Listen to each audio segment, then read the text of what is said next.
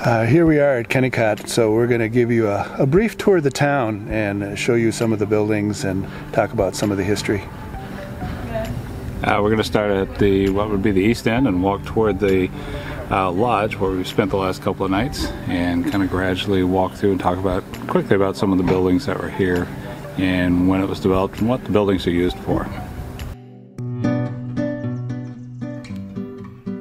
You've seen them alongside the road, right? Those brown signs? They're everywhere.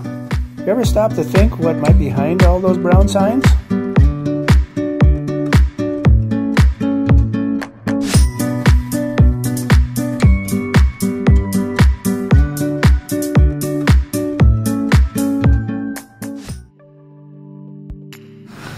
This is the Kennecott Lodge. It was built on what was originally a site for a bunkhouse for the mining or for the milling operation. Built in about 1970-71, sometime in there. A very comfortable inn. This is one wing. There's a second wing up the hill, a little bit more modern. This is the preferred site because the dining room's here and they have fantastic food.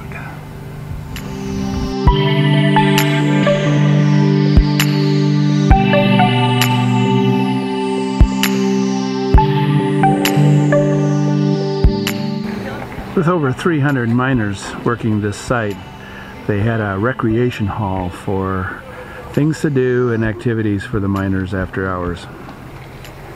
You can still see the markings on the floor from the basketball court. Now it's just a big empty room. Appears they use it for presentations. Appears that this might be how they heated this building. So on the east end of town, there are a few private residences that still remain. They're still private. Back in the day, they were used by the corporation executives, the managers, and the highly trained people.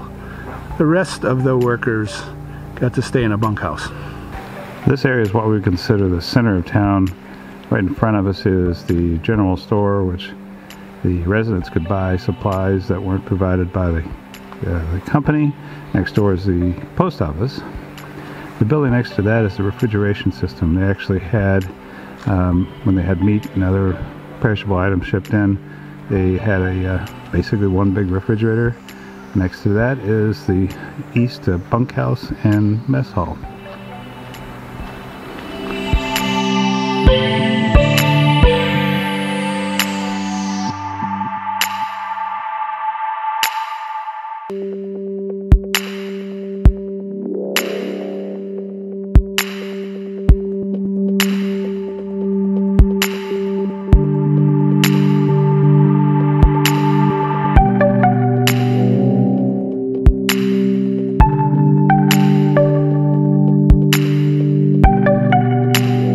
In the background you can see the main bridge in town, and that's the water supply that they use, that water coming out of the mountain.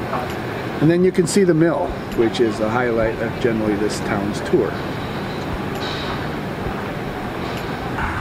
Okay, this main mill building is 12 stories high. It is rumored to be the highest wood structure in North America that does not have a foundation.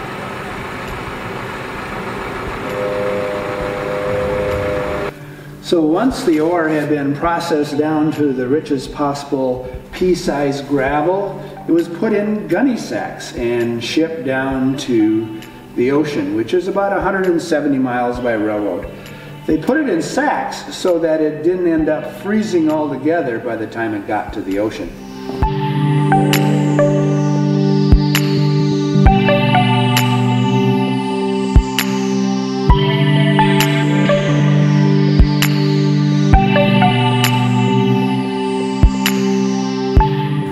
The power plant is said to be the center or the heart of this town.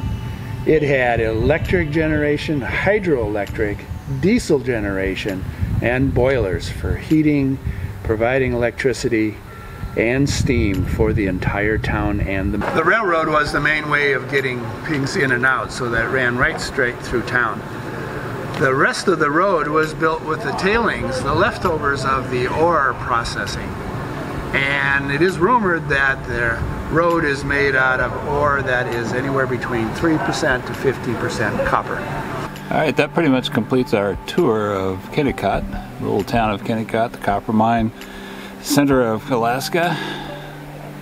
We've kind of taken you through most of the buildings, and hopefully you've picked up some of the history here and what some of the people went through and did when they lived and worked here.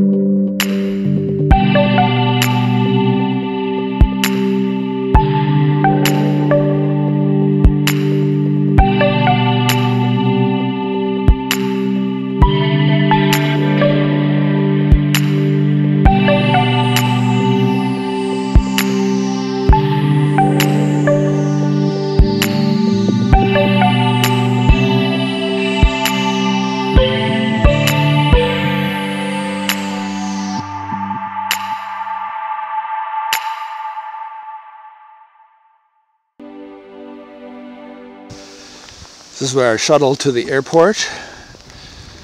Okay, here we are at Terminal 1 at the baggage claim area and ticketing.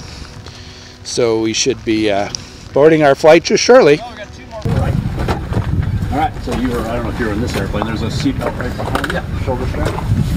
What you work on is. So you were.